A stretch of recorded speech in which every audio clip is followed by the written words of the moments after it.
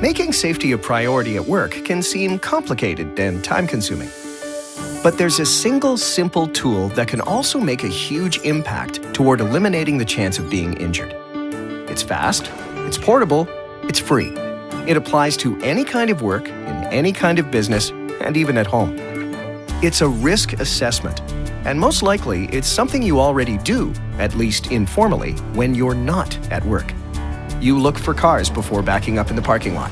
You scan for toys left out on the stairs before you step. You evaluate the ground under your ladder before you climb. Chances are, you've paused and said to yourself, someone could get hurt. That hesitation is a risk assessment.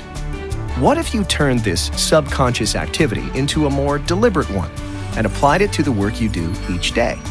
It could make a big difference in your safety, in a place where the risks are likely even greater.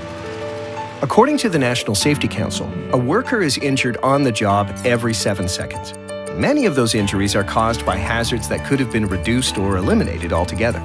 But the truth is, even the very best safety equipment and protocols can't compare to the value of simply noticing, then removing the risks when possible. And that's where risk assessment comes in. And practicing risk assessment can make you the most valuable member of the team, whoever or wherever you are. How do you perform a risk assessment? Well, it's as simple as jotting down the answers to 3 questions. 1. What are we going to do? 2. How could we get hurt or damage equipment? And 3. How can we prevent those injuries or damage? It's really that simple. The first question, what are we going to do, sounds obvious, but you'd be surprised by what it can reveal.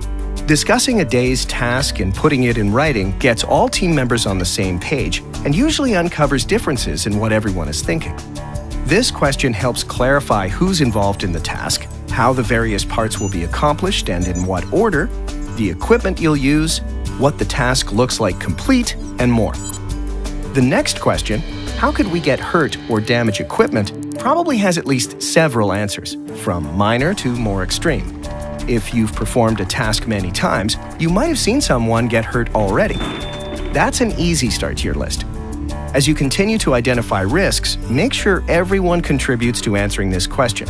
Something one person notices may be very different from the next.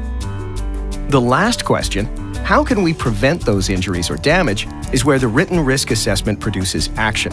And it's another question that's best answered with some good discussion and collaboration.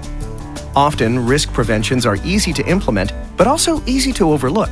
And sometimes, you can't eliminate a risk, but just talking about it makes everyone more aware to look out for themselves and each other. What are we going to do? How could we get hurt or damage equipment? And how can we prevent those injuries or damage? These 3 questions make up a simple risk assessment that can take minutes to perform, but save countless hours and costs in the long run. And since you've written them down, you can refer to them the next time the same task is on the docket. So, we promised a safety tool that's quick, free, portable, and effective. And now you have it. Now, take the lead, in your workplace and in your home, at spotting and reducing risk. For more information on becoming a risk-spotting, safety-promoting MVP, check out the many resources at Montana State Fund.